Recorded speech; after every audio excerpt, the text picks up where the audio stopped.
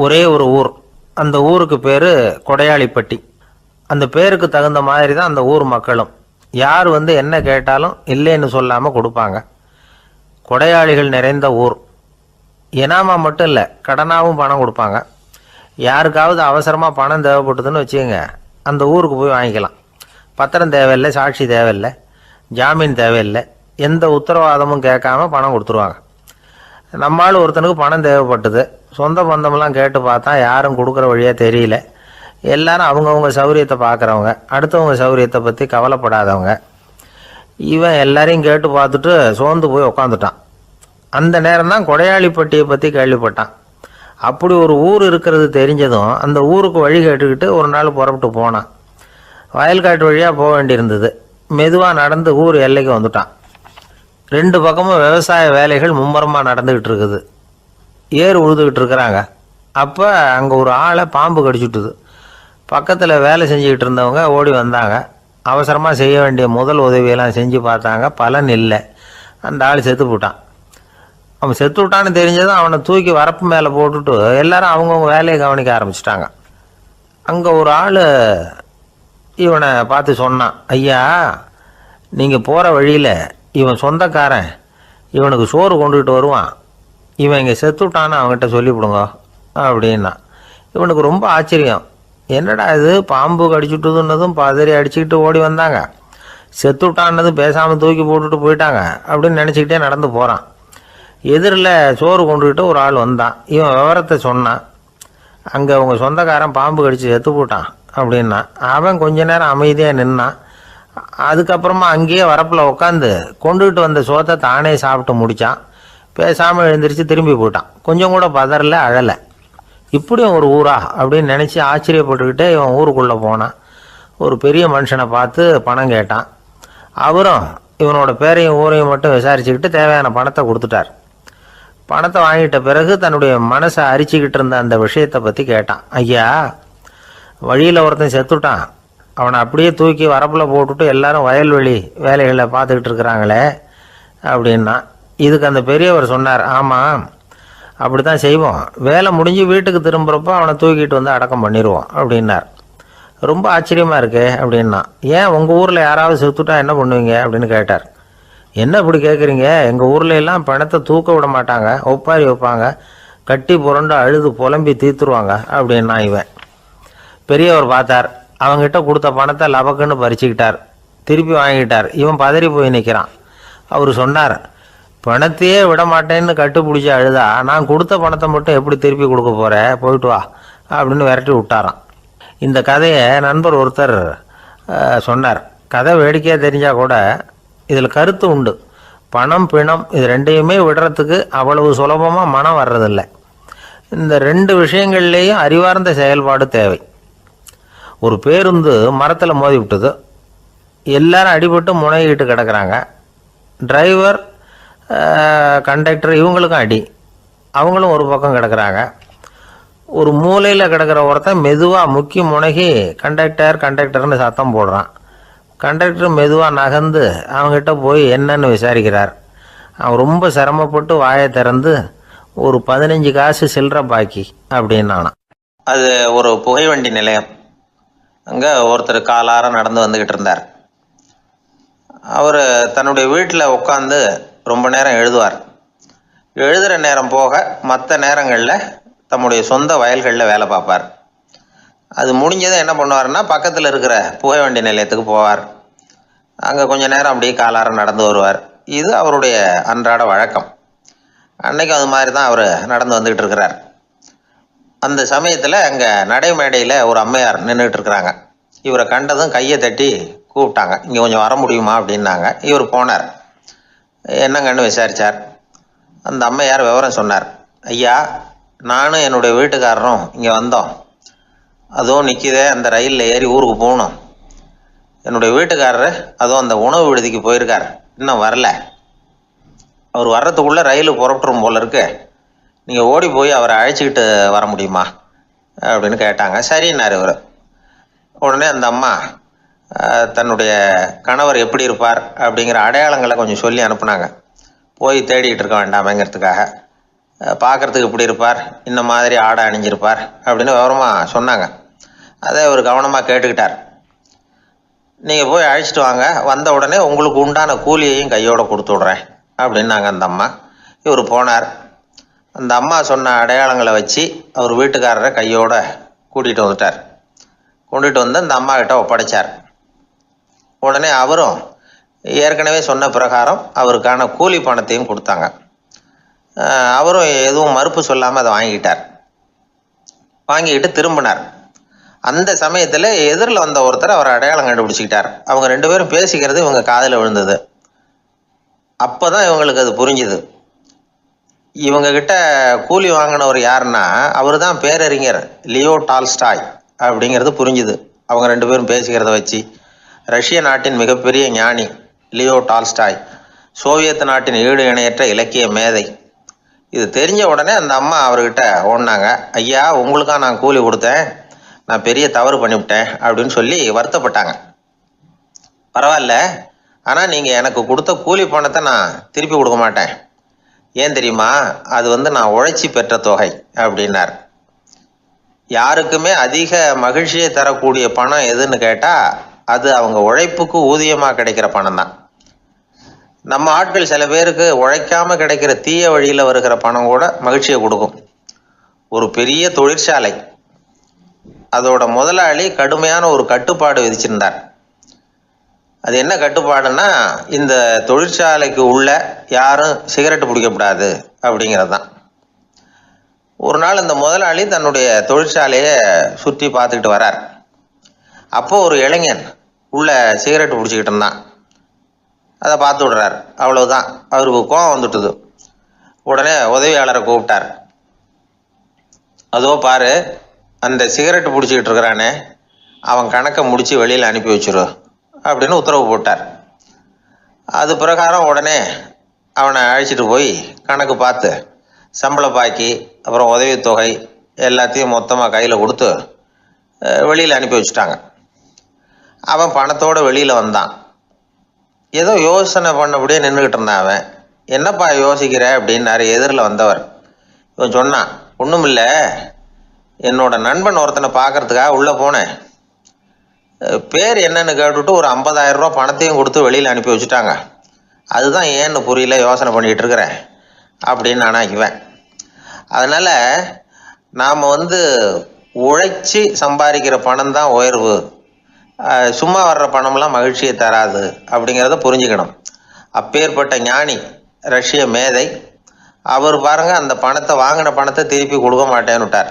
ஏன்னா அது உழைத்து பெற்ற தொகை, அதை நான் கொடுக்க மாட்டேன்னார். அதனால் நமக்கு செல்வம் சேர்க்கறது பெருசு இல்லை, அந்த சேருகிற செல்வம் நமக்கு மகிழ்ச்சியை கொடுக்கணும். அதுக்கு என்ன வழின்னா, நாம் உழைத்து சம்பாதிக்கணும் அப்படிங்கிறத அதிலிருந்து புரிஞ்சிக்க வேண்டியது ரொம்ப அவசியம். அதனால் உழைப்போம் உயர்வோம், இதுதான் வெற்றியின் ரகசியம். ஒரு பள்ளிக்கூடம், அதில் வசதியான வீட்டுக்குள்ள ஒருத்தன் படிச்சுக்கிட்டு இருந்தான். இன்னொரு ஏழை பையனும் அங்கே படிச்சுக்கிட்டு இருக்கிறான். இவங்க 2 பேரும் ஒரே தெருவில் தான் இருக்கிறாங்க. பணக்கார வீட்டு பையன் பங்களாவில் இருந்தான். அவனுக்கு வேலை செய்யறதுக்காக சில வேலையாட்கள் உண்டு. அதனால் அவன் நல்லா சாப்பிடுவான், தூங்குவான். ஏதோ வரணுமேங்கிறதுக்காக பள்ளிக்கூடத்துக்கு வருவான், போவான், அவ்வளோதான். இந்த ஏழை பையன் இருக்கானே, அவன் அப்படி இல்லை. காலையில் எழுந்திருப்பான், உடற்பயிற்சி பண்ணுவான், அவங்க வீட்டில் கிடைக்கிற சாதாரண உணவு அதை அளவோடு சாப்பிடுவான், வீட்டில் உள்ள வேலைகளையும் செய்வான், பள்ளிக்கும் தவறாமல் வந்துடுவான். அவனுக்கு கூட பிறந்த சகோதர சகோதரிகள் 8 பேர். எல்லாரும் தன்னம்பிக்கையோடு அவங்க வேலையை செஞ்சுக்கிட்டு இருந்தாங்க. இந்த பையன் எப்பவும் உண்மையை தான் பேசுவான், கடமையை ஒழுங்காக செய்வான். ஆசிரியர்களுக்கு இவனை ரொம்ப பிடிக்கும். அதனால் இவனை அந்த பள்ளிக்கூடத்து மாணவர் தலைவனாக ஆக்கியிருந்தாங்க. இது அந்த பெரிய இடத்து பையனுக்கு பிடிக்கல. மாணவர் தலைவனுக்கு பணிஞ்சு போகிறதுக்கும் அவனுக்கு விருப்பம் இல்லை. ஒரு நாள் வகுப்பில் ஆசிரியர் எல்லா மாணவர்களுக்கும் ஒரு வேலை கொடுத்தார். எல்லாரும் அதை சுறுசுறுப்பாக செஞ்சுக்கிட்டு இருக்கிறாங்க. இவன் மட்டும் சோம்பலாக உட்காந்துருக்கிறான். ஆசிரியர் அந்த பக்கமாக வந்தார், இதை பார்த்துட்டார். உடனே மாணவர் தலைவனாக இருக்கிற அந்த ஏழை பையனை கூப்பிட்டார். இதை பாருப்பா, ஏன் அந்த பையன் இப்படி சும்மா உட்காந்துருக்கிறான், என்னன்னு விசாரித்து சொல்லு அப்படின்னு சொல்லிவிட்டு உள்ளே போயிட்டார். இவன் மெதுவாக போய் அவங்ககிட்ட விசாரித்தான், ஏன் இப்படி சோர்ந்து போய் உட்காந்துருக்கிற அப்படின்னு. அவன் ரொம்ப அலட்சியமாக இவனை திரும்பி பார்க்குறான். என்னோட சிரமம் உனக்கு என்ன தெரியும், வீட்டில் என்னுடைய சௌகரியங்களை கவனிக்கிற வேலையாட்கள் 2 பேரும் இன்னைக்கு வேலைக்கு வரல. அதனால் என்னோட வேலையெல்லாம் நானே கவனிக்கிற மாதிரி ஆயிட்டுது. அதனால் சோர்ந்து போட்டேன் அப்படின்னு நான். அப்புறம் கேட்டிருக்கான், அது சரி, உன்னுடைய வீட்டில் உன்னுடைய வேலைக்காரங்க வராத போது நீ எப்படி சமாளிக்கிற அப்படின்னு கிண்டலாக கேட்டிருக்கான். அதாவது இவன் ஏழைங்கிறதையும் இவன் வீட்டில் வேலை செய்யறதுக்கு யாரும் இல்லைங்கிறதையும் இப்படி சொல்லி கிண்டல் பண்ணுறான். இந்த ஏழை பையனுக்கு இது புரிஞ்சுது, மனசு வேதனை போட்டுது. இருந்தாலும் வெளியில் காட்டியாமல் சிரிச்சுக்கிட்டே சொன்னானா, எனக்கு அந்த கவலையே கிடையாது, என்னுடைய உதவிக்கு நான் நினைச்ச உடனே என்னுடைய காரியத்தை செய்யறதுக்கு 8 பேர் எப்பவும் தயாராக இருப்பாங்க அப்படின்னு நான். இவன் இப்படி சொன்னதும் அவனுக்கு ஒரு மாதிரி ஆயிட்டு தான், தலையை குனிஞ்சுக்கிட்டே போயிட்டான். உள்ளே உட்காந்துருந்த ஆசிரியர் காதில் இது விழுந்தது. உடனே இந்த ஏழை பையனை உள்ளே கூப்பிட்டு போனார், கேட்டார், என்னப்பா அப்படி சொல்கிற? இவன் பொய் சொல்ல மாட்டாங்கிறது அவருக்கு தெரியும், அவனை சமாளிக்கிறதுக்காக இப்படி ஒரு பொய்யை சொல்லியிருப்பாங்கிறதையும் அவரால் ஏற்றுக்க முடியல. ஏன்ப்பா நீ நினைக்கிற காரியத்தை செய்ய 8 பேர் தயாராக இருக்கிறதா சொன்னியே, உன்னுடைய சகோதர சகோதரிகளை குறிப்பிட்டு அப்படி சொன்னியா அப்படின்னு கேட்டார். இல்லைங்க ஐயா, நான் அவங்கள குறிப்பிட்டு அப்படி சொல்லலைன்னா. அப்படின்னா பொய் சொன்னியா? இந்த சின்ன விஷயத்துக்கு அப்படி பொய் சொல்லலாமான்னார். ஐயா நான் பொய்யும் சொல்லலைன்னா. இவன் அப்படின்னா நீ சொன்னதுக்கு என்ன அர்த்தம்னார். இப்போ அந்த பையன் சொல்கிறான், ஐயா நான் நினைக்கிறத செய்து முடிக்க என் கூட இருக்கிற அந்த 8 பேர் யாருன்னா 2 காலு 2 கை வாய் மூக்கு கண்ணு காது ஆக மொத்தம் 8. இவங்க தான் இந்த வேலை ஆட்கள். நான் சொல்கிறத செய்யறதுக்கு, நான் சொல்கிறத கேட்கறதுக்கும் செய்யறதுக்கும் அவங்க எப்பவும் தயாராக இருக்காங்க. அந்த அளவுக்கு என்னுடைய பயிற்சிகள் பழக்க வழக்கங்கள் மூலமாக அவங்கள நல்ல நிலைமையில் வச்சிருக்கிறேன் அப்படின்னா. இந்த கதையை சுவாமி சின்மயானந்தர் சொல்கிறது வழக்கம். இயற்கை நமக்கு கொடுத்துருக்கிற வேலையாட்கள் இந்த 8, இவங்களை நல்ல முறையில் வச்சிருந்து வேலை வாங்க வேண்டியது நம்முடைய கடமை. அந்த கடமையை ஒழுங்காக செஞ்சுக்கிட்டு வந்தால் வாழ்க்கையில் வெற்றி நிச்சயம், இல்லைன்னா குழப்பம்தான். புத்தி சரியாக இல்லைன்னா இந்த வேலையாட்கள் நாம் சொல்கிறத கேட்க மாட்டாங்க. ஒருத்தன் குடி போதையில் தள்ளாடி தள்ளாடி போய் ஒரு மரத்தில் முட்டிக்கிட்டானான். தலையில் கட்டு போட்டுக்கிட்டு மறுநாள் வந்திருக்கான். ஏன்டா இப்படி பண்ணுறேன்னு கேட்டிருக்காங்க. நான் ஒதுங்கி போன்னு தான் சொன்னேன், அது கேட்கல அப்படின்றான். எது கேட்கல? உன்னோட காலா அப்படின்னு கேட்டிருக்காங்க. இல்லைங்க அந்த மரம் அப்படின்னு நானா. ஒரு ஊரில் ஒரு மன்னர் இருந்தார். ஒரு நாள் அவருடைய அரசவைக்கு ஒரு ஓவியன் வந்தான். அவன் சீனா தேசத்திலிருந்து வந்தவன், தாவோ சிந்தனையாளன். அவன் அங்கே வந்து மன்னர் முன்னாடி நிற்கிறான். யாரும் செய்ய முடியாத ஒரு காரியத்தை என்னால் செய்ய முடியும்னா. இவன் இப்படி சொன்னதை கேட்டதும் ஏற்கனவே அங்கே இருந்த அரசவை ஓவியன் ஒருத்தனுக்கு கோபம் வந்துட்டுது. இதோ பாரு, இப்படிலாம் பேசக்கூடாது, நான் வேணும்னா உன்னுடைய சவாலை ஏற்றுக்கிறேன் அப்படின்னா. நாம் 2 பேரும் ஓவியம் தீட்டுவோம், அதை பார்த்துட்டு நம்ம 2 பேரில் யார் சிறந்த ஓவியன் அப்படிங்கிறத மன்னரே தீர்மானம் செய்யட்டும், என்ன சொல்கிற அப்படின்னு கேட்டான். அவனும் சரின்னு ஒத்துக்கிட்டான். போட்டி ஆரம்பமாச்சு. அரசர் அவங்களுக்கு 2 சுவர்களை ஒதுக்கி கொடுத்தார். 6 மாத காலம் அவகாசம் கொடுத்தார். 2 ஓவியர்களும் அவங்கவுங்க வேலையை ஆரம்பித்தாங்க. இரவு பகலாக வேலை செய்ய ஆரம்பிச்சுட்டாங்க. 6 மாதம் முடிஞ்சது. அரசர் வந்து பார்த்தார். முதல்ல தன்னுடைய அரசவை ஓவியர் தீட்டி இருந்த ஓவியத்தை பார்த்தார். ரொம்ப பிரமாதமாக இருந்தது, பாராட்டினார். இதோ பாரு, உன்னுடைய ஓவியம் அற்புதமாக இருக்குது, உயிரோட்டம் உள்ளதாக இருக்குது, கலையின் உச்சமே இதுதான், இதை விட சிறந்த ஒரு ஓவியத்தை வேற யாராலையும் படைக்க முடியாது அப்படின்னார். அதுக்கப்புறம் அந்த சீன ஓவியன்கிட்ட போனார். எங்கே உன்னுடைய ஓவியம்னு கேட்டார். திரைச்சீலையை விலக்கி விட்டு பாருங்கன்னா. மன்னர் வந்து அந்த திரைச்சீலையை விளக்குனார். உள்ளே வந்து ஓவியம் இருக்க வேண்டிய இடம் கண்ணாடி மாதிரி தெரிஞ்சுது. அவன் அந்த 6 மாத காலமாக அந்த சுவரை வந்து தேய்ச்சி தேய்ச்சி கண்ணாடி மாதிரி ஆக்கி வச்சிருக்கிறான். அதுக்கு நேராக எதிர் சுவரில் அரசவை ஓவியன் தீட்டின ஓவியம் இருக்குது. அது எதிரில் இருந்த இந்த கண்ணாடியில் பட்டு பிரதிபலிக்குது. மன்னர் யோசனை பண்ண ஆரம்பித்தார். அப்புறம் அந்த சீன ஓவியனை பார்த்து கேட்டார், இதை பாரு, நீ என்னுடைய ஆளை வந்து தோற்கடிச்சுட்ட அப்படிங்கிறதுல சந்தேகம் இல்லை, ஆனாலும் எங்களை ஏமாற்றி இருக்கிற, எந்த ஓவியமும் நீ வரையிலையே அப்படின்னார். அரசே, இதுதான் உண்மையான ஓவியம், உயிருள்ள ஓவியம். இது வந்து மனோபாவங்களை பிரதிபலிக்கும், மாறுகின்ற காலங்களை அப்படியே காட்டும் அப்படின்னா அந்த சீன ஓவியன். கையால் வரைகிற ஓவியங்களில் சலனம் இல்லை, கண்ணாடி அப்படி கிடையாது, சக்தியின் ஓட்டம் அதில் எப்பவும் இருந்துக்கிட்டே இருக்கும், கண்ணாடி மட்டுமே ஜீவன் உள்ள ஓவியமாக இருக்க முடியுங்கிறத அந்த சீன ஓவியன் தெரிஞ்சு வச்சிருந்தான். ஏன்னா அவன் ஒரு தாவோ சிந்தனையாளன். ஒவ்வொரு குழந்தையும் இந்த கண்ணாடியோடு தான் பிறக்குது. ஆனால் நாம் என்ன செய்கிறோம்னா ஓவியங்களை கண்ணாடி மீது பதிப்பிச்சு விடுறோம். கண்ணாடி நம்மளை பிரதிபலிக்குது. நம்முடைய அழகோ அவலட்சணமோ கண்ணாடியை பாதிக்கிறது இல்லை. ஏன்னா அதுக்கு மனம் கிடையாது. கடந்து போன வினாடியை பற்றி அது சிந்திக்கிறது இல்லை. அடுத்த கணத்தை பற்றின எதிர்பார்ப்பும் அதுக்கிட்ட கிடையாது. அதுதான் பற்றற்ற நிலை. மனிதனுக்கு தேவைப்படுறது அதுதான். கண்ணாடி கிட்டே இருந்து நாம் கற்றுக்கொள்ள வேண்டிய பாடம் இது. வாழ்க்கையில் மனிதர்களை நேசிக்கலாம், உலகின் அழகையெல்லாம் பிரதிபலிக்கலாம், ஆனால் எதையும் பற்றி கொண்டு விடக்கூடாது அப்படிங்கிறது பெரியவர்கள் அறிவுரை. துயரம்ங்கிறது பற்றுக்களின் சாயை. கண்ணாடி முன்னாடி நிற்கிறப்போவெல்லாம் நமக்கு இந்த ஞாபகம் வரணுமா.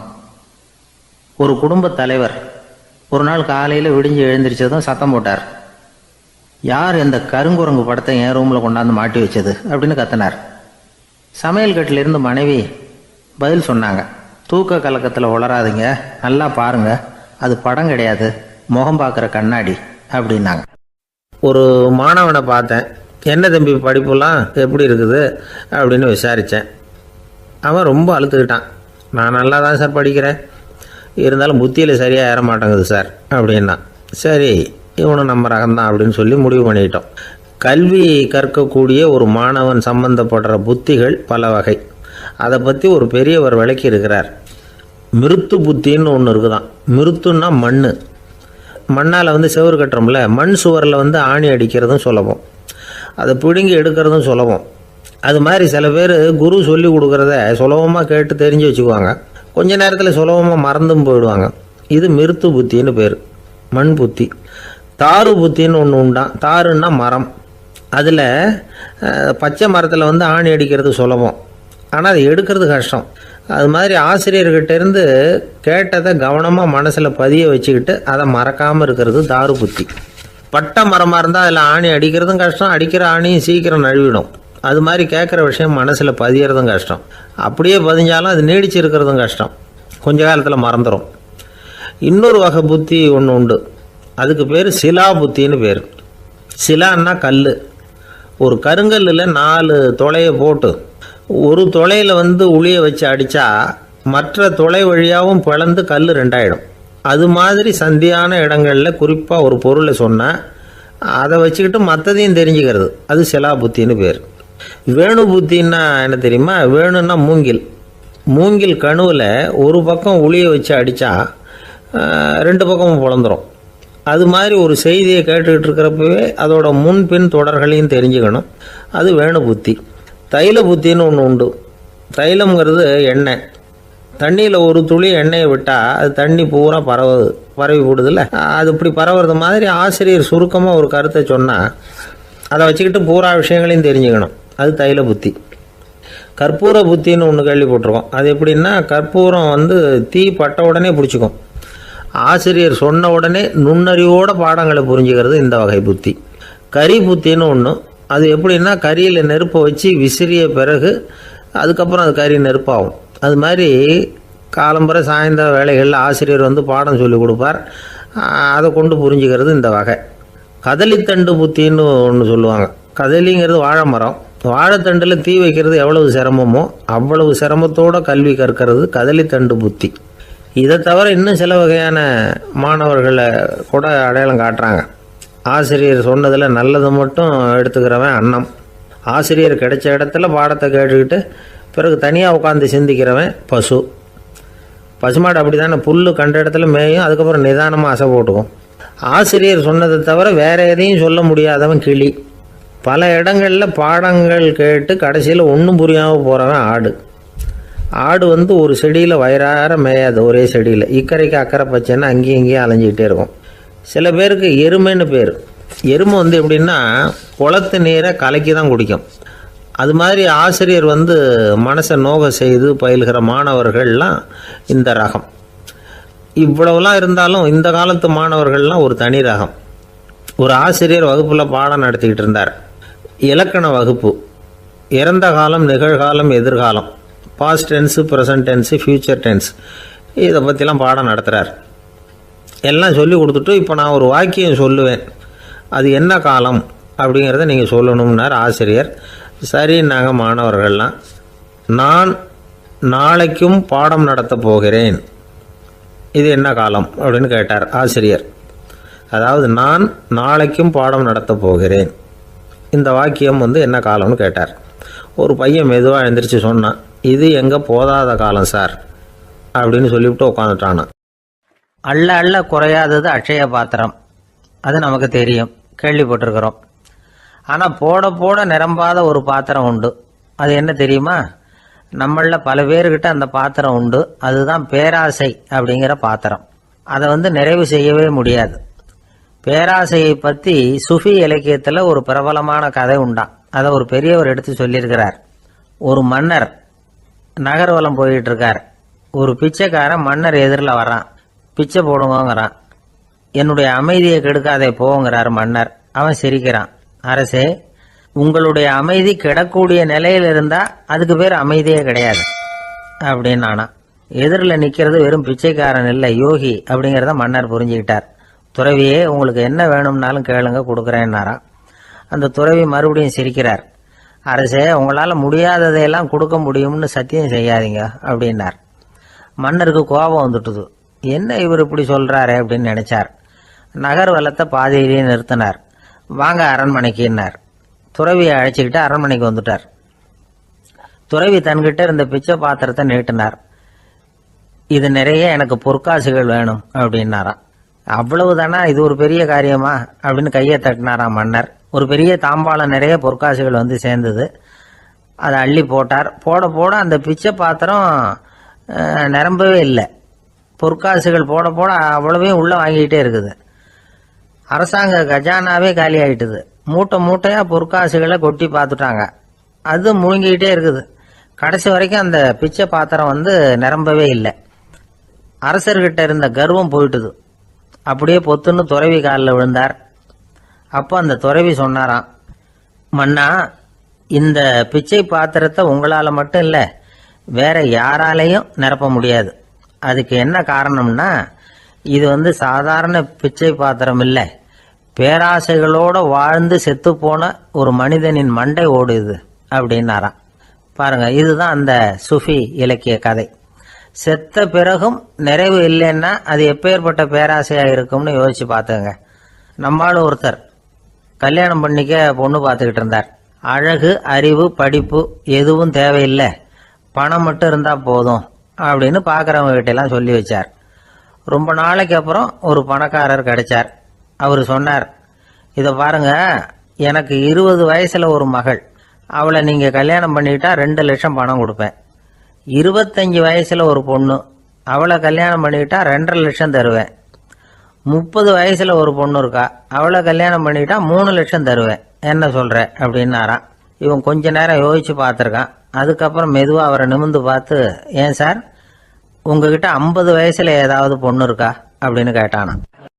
ரொம்ப பேருக்கு கூட்டத்தில் பேசுறதுன்னா பயம்.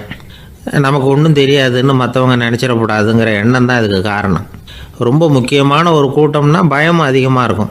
முக்கியமானவங்கள்லாம் வருவாங்களே, அவங்களாம் நம்மளை பற்றி மட்டமாக நினச்சிருவாங்களே அப்படிங்கிற பயம் வந்துடும். ஆனால் மேடை பேச்சுங்கிறது அவ்வளவு கடினமான ஒரு காரியம் இல்லைங்கிறாங்க அது சம்பந்தமான நிபுணர்கள். யாரும் பேச்சாளர் ஆகலாம், இது ஒன்றும் பெரிய கிஃப்ட் கிடையாது அப்படின்னு அவங்க சொல்கிறாங்க.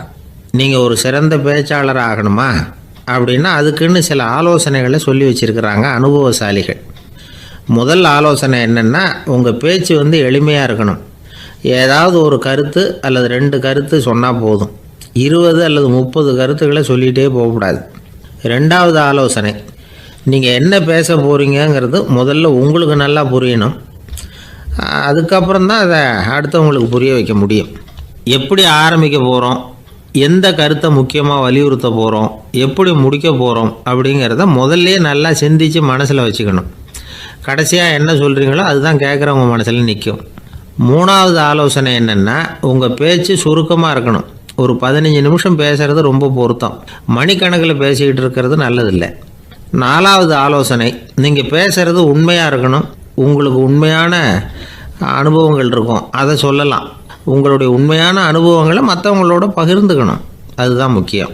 ஐந்தாவது ஆலோசனை, ஆரம்பத்தில் கொஞ்ச நேரம் உங்களை பற்றியும் எதிரில் உள்ளவங்களை பற்றியும் சம்பந்தப்படுத்தி ஏதாவது பேசி ஒரு நெருக்கத்தை ஏற்படுத்திக்கணும். ஒவ்வொருத்தரும் இப்போ இவர் பேச போகிறது நம்ம சம்மந்தப்பட்டது அப்படின்னு நினைக்க ஆரம்பிச்சிருவாங்கல்ல.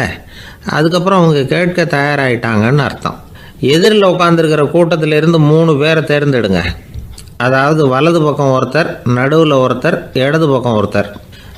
அதாவது உங்களை ரொம்ப கனிவாகவும் ஆர்வமாகவும் பார்க்குறவராக பார்த்து தேர்ந்தெடுத்துங்க. மனசுக்குள்ளே நீங்கள் பேசும்பொழுது என்ன பண்ணணும்னா, இவங்களை நேருக்கு நேராக மாறி மாறி பார்த்துக்கிட்டே பேசுனீங்கன்னா நீங்கள் ஏதோ ஒட்டுமொத்த கூட்டத்தையும் பார்த்து பேசுகிறதாக ஒரு உணர்வு அது ஏற்படுத்திவிடும். 6வது ஆலோசனை என்னென்னா, சொற்பொழிவுன்னா நீங்கள் பேசணும், படிக்கக்கூடாது. எழுதி படிக்கிறது நல்லா இருக்காது. குறிப்புகள் வேணும்னா வச்சுக்கலாம். படிக்கிறது பேப்பர்லேருந்து வர்றது மாதிரி இருக்கும், பேசுகிறது இதயத்திலேருந்து வர்றது மாதிரி இருக்கும். அப்புறம் 7வது ஆலோசனை சொல்கிறாங்க.